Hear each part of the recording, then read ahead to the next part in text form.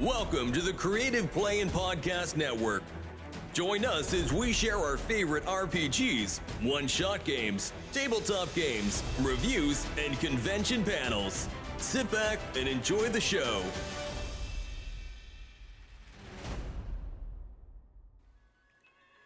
Hi, this is Kelly, aka Trixie from Ragnarok and Roll, a Scion to Ragnarok story, and Tilda Wimblewick from D&D Journey of the 5th Edition. First off, I would just like to say thank you to everyone for listening to our varied adventures, as well as for rating us on iTunes and RPGpodcast.com. If you haven't rated us yet, we would greatly appreciate it if you could. And if you're looking for more ways to support our efforts, we are now on Patreon, a great site where you can help us continue making more podcasts, as well as some special surprises for our patrons. If you can, please look us up at www.patreon.com/cppn. Every little bit helps. And again, thank you for listening. Hey guys, Jim here with Creative Play and Podcast Network, and joining me today is a friend who's not been on in far too long, Debra from ParDen Us Gaming and the Everyverse RPG. Hey Deb. Hey there, how you doing? I'm doing great. This August is #RPGaDay, and we're getting to talk all about our fun and geeky gaming goodness and all the things we love. And today is August the 16th, which is RPG that is quick to learn. I've got an honorable mention and a good pick for myself. And did you want me to go ahead and start, or would you like to start? Oh, no, you go ahead, please. Okay, so for my pick for the 16th is going to be Dragonbane RPG, because most of my gaming circle and group knows D&D, of whether it's AD&D all the way through 5th edition, and Dragonbane RPG is basically D&D but roll under. So if you've ever played any rendition of D&D, you can play Dragonbane. And I do think, number crunching wise, it's easier to know what the target number is, like in Cipher System or Numenera, which is one of my honorable mentions, but it's more crunchy. Of just, I have to roll a d20 and go under that number or less. So it makes it a really quick one for newbies to pick up in the game.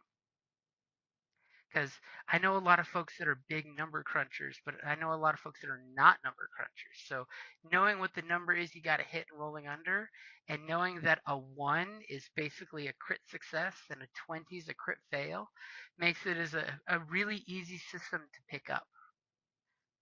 And quick to learn is definitely a good thing. So Debra, what are you gonna go for? Well, mine would have to be a game that I'm putting out in my late husband's honor, Everyverse RPG. It's pretty quick to learn as well. We have one method. I'm sorry? It definitely is quick to learn.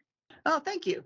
We have one method to resolve all actions where you have basically a statement of what the person is going to try to do, and then what skill they're going to apply, or character attribute they're going to apply. And then you roll 4d10 and look it up in a table, and that table gives you the score anywhere from 69 to 129. And if you roll also on that statement of what you're trying to do and what you're trying to resolve, you have modifiers as well. So all of that and the modifiers gives you a score, and you can then roll the 4d10. You roll under that, then you succeed at whatever you're trying to do. And it also has character attributes that are based on the bell curve, which is the IQ scale. 100 is the average for a population. And so we usually just have the game master set a quality score. That's the most encompassing score, and somewhere usually around 100 to 120, something like that. And then you can focus on mind or body and distribute that score down through different layers of the attributes. And you can shift up to 10 points between sets of scores. and so that you can focus more on the mind or on the body. It's an agnostic system, so you can play any scenario that you want. Oh yeah, it's fantastic for slotting in whatever story, genre, or setting you want. Boom, you go right into it with the source books that you've got. Covers every setting you can go for on it. But I do like the way the system has the specific or general. So that way, if you don't have the specific skill, you can go back to the general ability versus the actual drill down skill in case your character specializes in something, which is a great system. Yes, we do have skill cascades, like you mentioned. And so if you want to be a pilot, you can focus all the way down into, a specific type of aircraft if you want. Or if you just happen to run into a situation where you need to pilot an unfamiliar aircraft, then you can go back up levels and use the skill at a more general level. I remember in our playthrough that one time we tried to fly a helicopter with no skill. We tried, we did not succeed. Yeah, you can always try, right? Yep, and it gives a great backdrop to the you can always try, pick a mind or body and go for something, whether it's are you sure you can do this? No, but we're gonna try. Indeed. That's how I feel like I've spent the last year in my job. Deb, you want to do this? Sure, I'll try. It's a good thing you have a great mind skill. That's all I'm saying. Yes, I think that I do still have a good mind skill. Yes, thank you. And so yes, I'm promoting it for, and finishing it up for my late husband, and he never got the chance to see it published when he was still alive before cancer took him. So I wanted to do it in his honor and get it out there because it's such good work. He did such an amazing job with it. Oh heck yeah. I mean and such, just like in the, you know, setting book, it gives you the options of here's a galaxy and here's a huge massive timeline of that galaxy. Where do you want to play? Yes, the future history. Yep. And so yes, it has some adventure ideas in there as well as a description of each of the eras, like cyberpunk, imperial era, and so forth. Hmm. And has an adventure like in the mid era, and then has one at the end of the era as a transition point into the next one. So yeah, he was very brilliant with that. Absolutely. So I'll totally hit you up for the plug of I know Drive Through RPG is a good place to pick up every verse RPG. Where else can folks find it? It's also on itch. And our website of www.ParDenUsGaming.com, if you go and look at the products available, then it will take you to either place. Mhm. And And I that's believe, uh, yes, and you can still get it on Amazon as well. and that's ParDenUs Gaming. Yes, it is. Yep, I love the name. Just gotta say, I love the Well, again, in my late husband's honor, as in PAR for Parizek and DEN for Den. name. But is there any honorable mentions you have for RPG a day? Honorable mentions. Wow. Um, like I said, I haven't played a lot of other systems.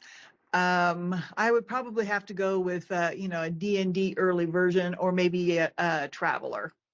I think that Traveler. there are still some folks out there doing the Traveler, with the set of black books and so Mhm. forth. And I know that when we would do some adventures, Den would use some of that as some of the source material that he was using for Oh yeah, building the world. I But joke. I just want to clarify that he didn't steal anything and put in the books. Hmm. That he would just use it for our local campaigns on Yeah, occasion. Traveler makes for great reference material. Yeah, I'm very envious of these folks who have had so much development, and I'm hoping to actually start building a world book too for ours. Awesome. But yeah, I thought Traveler was really good. Yeah, Traveler is very, very deep and in depth, and they put a lot of time into the material alone on that one. They apparently have a very good Reddit channel, but I'm not a big Reddit person, so I've No, nor am I. I haven't been out there in ages. I was doing the RPG channel, and I just don't have time to keep up with all of the different social media. I'm sorry to say. Yep, I try to focus on what I can and the stuff I can't. I have gamers and friends that I'm like, okay, so what's going on over there? Give me the skinny. Yes, absolutely. Ain't got no I'm time for that Reddit. Yeah, I try to keep up on Discord um, and not Twitter, as I like to call it, and uh, and some on Facebook. But I think I spend most of my time on Twitter, looking at the TTRPG community and seeing what they have out there. And it's pretty robust, even though a few people complain about the platform and some of the That's fine. content on the platform. Yep, because And it's always a mixed bag of nuts.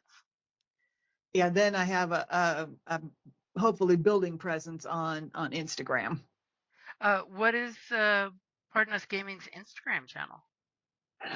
There are actually two. I think Facebook, when I had a social media manager for a while, I think when he started up, it created because you can use Meta Suite, Business Suite, and you can set things up in that on Facebook, and then it will connect to Instagram. So there's an Everyverse RPG page, and then there's an Everyverse.rpg page. And so I've been posting to both. All right, great. Hopefully, folks can find you over there and jump on the post chain, because the more we build community, which I'm totally going to drop, that's totally the prompt for tomorrow's, which is the engaging RPG community. Ah, very good. Yes. I really do like the community over on not Twitter. And well, I think X is a stupid name for it. I'm sorry. X is not the best name. No, it really isn't. And so I love that we can support each other, because trying to build these things is challenging, and it's good to know that there are people out there that are your tribe, basically. And you really do have to find your tribe, because once you do, then you know your people. And once you find your people, you can share ideas, you can share comments, you can share best practices to continue things. And Mm-hmm.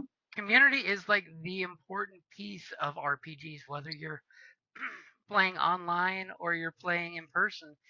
It's a community game. It's not any one person's game when you're at the gaming table. It's the tribes, It's our Right. stories. Yeah, I love like that I can take one of my demo scenarios and have it play 10 places, and every story is different. It's even though I've got a plan in place and I got the notes, everybody, it's that table's a story. Mm-hmm. And it's been so cool to see that everywhere, from taking this to Gen Con and to the local game shops. And so, in fact, I'm continuing the story this afternoon at one of the local game shops, and very much looking forward to it. I hope you have an awesome game session. And Debra, thank you for joining us for RPG Day. And I hope I can get our schedules to work out so we can hook up for another session of RPG Day before the month is out. Oh, that'd be great. I would love that. All right. I'm going to go ahead and say that's probably a good place to wrap it up there and let you head off to your game session. And you have a great afternoon. Thank you so much. And you too.